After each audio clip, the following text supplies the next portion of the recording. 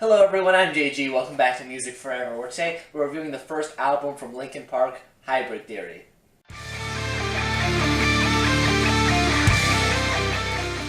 So now that I finally finished my Metallica discography review, I'm going to be reviewing Linkin Park next for, the next band that I'm going to be reviewing the entire discography of. So if you're a Linkin Park fan, make sure you hit the subscribe button so you don't miss out on my future reviews, because I am going to be reviewing all their studio albums, as well as the remix albums that they put out and some other content that they have released. Not really the live albums, because there's not really much to talk about there, but mostly new content, or at least new content when it was released.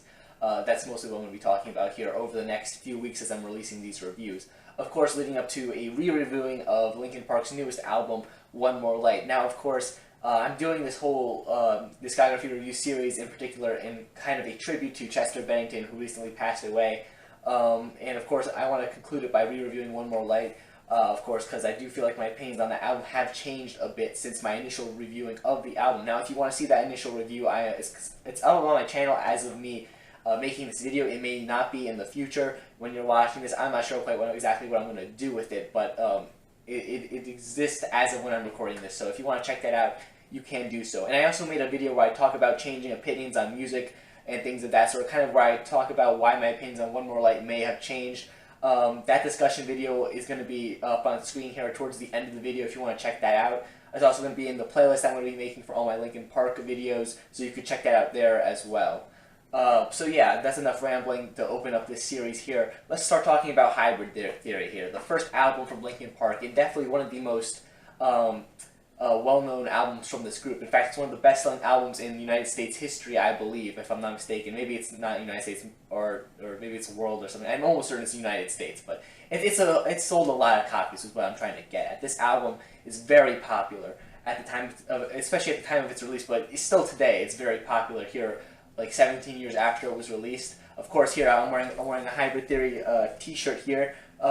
Yeah, of course, this is a very popular album, of course. It came out in a time when this type of music, I guess you could say, was very popular. This sort of new metal, rap metal type of sound, of course.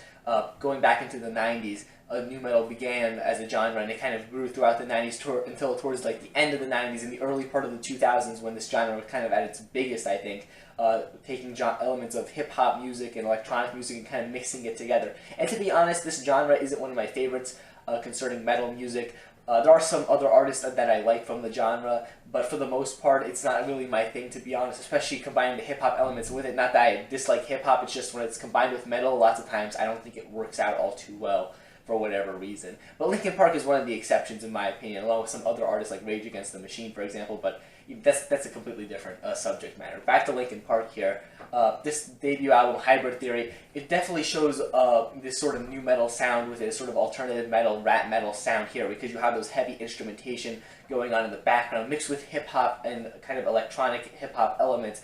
Take, for example, Mike Shinoda's rapping, which is prominent throughout this album, as well as the DJing done by Mr. Han here. Of course, DJing kind of being a hip-hop sort of element, and it's very prominent here on this album. Take an example for the track here for The Itch, which is just kind of this instrumental track here, which is mostly kind of, I guess you could say, orchestrated by Mr. Han, or so it kind of seems throughout the track. You get to see some cool scratching and then some more, I guess you could say, not quite a scratch-like instrumental part that comes later on in the track itself. It's a very cool instrumental, and I like how Linkin Park are able to make a very interesting-sounding instrumental song for their album here. But going beyond that, this album also shows a lot of the anger and angst that was kind of very prominent in new metal music. Now, when it comes to new metal sort of lyrics, anger and angst are kind of, the prominent sort of lyrical subject matter, and that's very present here. Now, Chester Bennington, growing up, did have lots of issues, I guess you could say, to talk about here in terms of the subject matter. He dealt a lot with drug addiction prior to joining Linkin Park, which served as the subject matter for many songs that he would go on to later write, or other members of the band would go on to later write. He dealt with isolation as a result of his parents divorcing when he was younger, and as a result, he had all these kind of things going on in his life as he was growing up, which kind of serves as the anger that's present here on this album. Now, he's not the only one who wrote lyrics here on this album, of course. The other band members also wrote stuff, but of course, when you kind of get yourself into that kind of headspace of writing stuff in that subject matter, the rest of the band, of course, can kind of follow suit with that. The instrumentals here are definitely sort of heavy in a new metal sort of way. The guitar parts aren't super complex or anything of that sort, which is kind of typical for the genre of music, but they serve very well for what's going on here. They provide that very kind of heavy, visceral, in-your-face atmosphere that just goes along with a lot of the lyrics that are presented here as well. And I like how Mike Shinoda and Chester Bennington are kind of able to trade off lyrics and just verses here very comfortably. They feel very used to each other here on the album. It doesn't sound very awkward, them trading off their vocal parts here. And the opening track here, Paper Cut, is just a perfect example of that. It has Mike Shinoda doing his rapping in the verses and Chester kind of doing his singing during the chorus. It's the perfect song to start off this album because it perfectly kind of demonstrates the dynamic that is present in Linkin Park. You have the rapping, you have the singing from Chester Bennington, you have the heavy guitars and the DJ scratching and all that stuff. It's all present here on this one song. And so it's a perfect way to start this album because anyone listening to this project is going to know exactly what they're getting into just by listening to this one opening track. Going forward, though, we see lots of other little differences and experimentations within this formula here on this album. As far as Linkin Park albums go, Hybrid Theory, along with its follow-up Meteor, are kind of the more, I guess you could say, straightforward albums in their discography. There's not as much experimentation within the album itself, but there are moments that they manage to do some slightly different things here. Take, for example, the follow-up track, One Step Closer, which really doesn't feature any rapping on it at all. It's more of a typical kind of metal, in-your-face type song, especially with that screamed kind of bridge from Chester Bennington combined with the scratching. It's just a very visceral, in-your-face, aggressive thing. It's the first song I ever heard from this album way back when I was a lot younger than I am today, and it just kind of blew my mind at the time. It was kind of like the heaviest thing I had heard at that point. Now, of course, I've grown to listen to tons of heavier stuff, but this song will always kind of have a special place in my heart for that reason. The album demonstrates many other kind of unique elements of Linkin Park. It takes, for example, a more softer side, or not exactly a softer side, but a more reflective, kind of more sad feeling side, like on the most popular song on this album, arguably, In the End, which kind of feels, kind of shows the band reflecting and kind of, thinking about how in the end, whatever they're doing just doesn't really matter, of course, as he sings on the chorus of that song. That track is just kind of ingrained in many people's heads. It's arguably one of Linkin Park's biggest hits, or possibly their biggest, most popular song to this date, and with kind of good reason. It's a very catchy song. It shows off lots of those important elements of the band, like Mike Shinoda rapping and Chester's singing. It's definitely not the angriest song on the album by any means, but it shows a kind of more emotional, kind of more vulnerable side to this band that would be explored a lot more in later projects. Despite the fact that this album is as popular as it is and just kind of a staple of the new metal, kind of rap metal genres, there's some tracks that I think are somewhat underrated, to be honest, or at least in the context of this album. Take the track A Place for My Head, for example, which is easily one of the standouts in my opinion upon first listening to this album. I really just kind of like Mike's verses here and the aggression that Chester shows, especially during the bridge of the track, how he starts off kind of like whispering and a bit softer, and he just kind of explodes into a lot more energy. It's very enjoyable to listen to. Another track that I really like is Forgotten. I like the kind of dynamic here, how that is almost like during the chorus that Mike and Chester are trading off like mid-sentence and stuff like that. It's very interesting to listen to, and I especially like the kind of more laid-back parts of the song, if you know what I'm talking about. When Mike is rapping, the instrumentation just feels a lot more like, it kind of reminds me of summer, to be honest, which is kind of weird in the context of this album. It's just kind of happy, and it feels a bit upbeat even, but then it kind of goes back into that heaviness and that anger and the angst that Linkin Park was showing here in their lyrics. It's a very interesting dynamic, and it kind of stands out in my mind for that reason.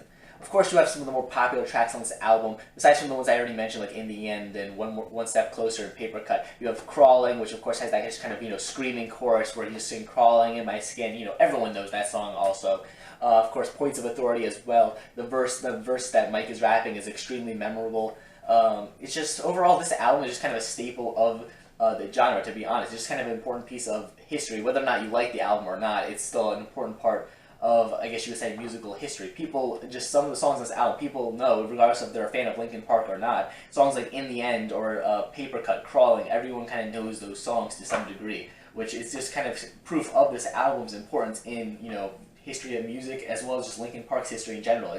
Without this album, Linkin Park wouldn't have been able to break out into the band that they are, and just the big band that they've continued to be for like 17, 18 years now, however long it's been, really. Probably longer than that because they've changed names a few times, but earlier on in the career, but they've been going a while now, and if not for this album, they wouldn't be as big as they are, to be completely honest, because this album resonated with a lot of people at the time, and that's very understandable given the lyrical subject matter here.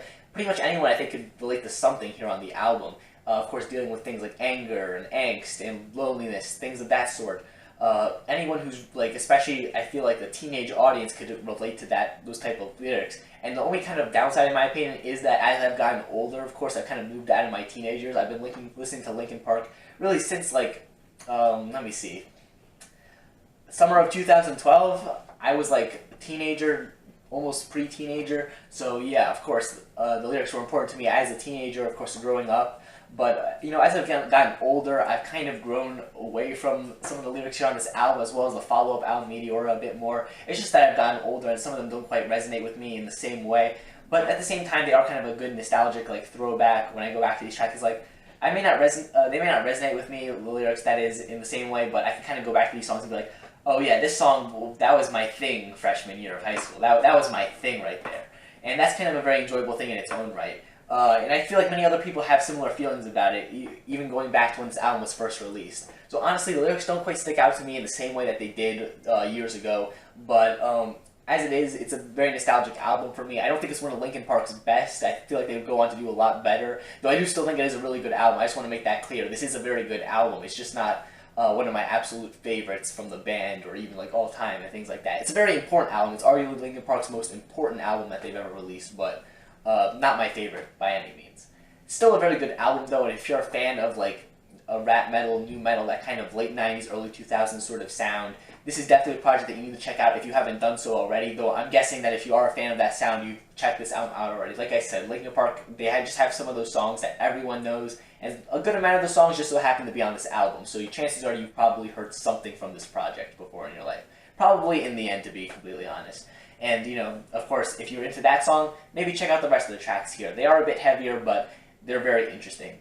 Overall, Hybrid Theory gets, a good score from me. I definitely like this album. And if you like it too, make sure you show that by leaving a like on the video and subscribing to the channel so you don't miss out on my future album reviews, including those Linkin Park reviews, as well as new album reviews as well. Chances are this whole discography review series, I'm definitely going to have it wrapped up before the end of the year, because I want my review for one more, the re-review that is, to be out before my year-end list. But I'm hoping, to get it done as soon as I possibly can.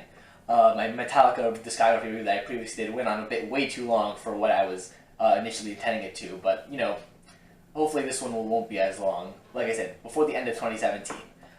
Thank you guys again for watching. Make sure you follow me on all the social medias linked in the description below. Share the video with your friends. Thanks for watching, and stay golden.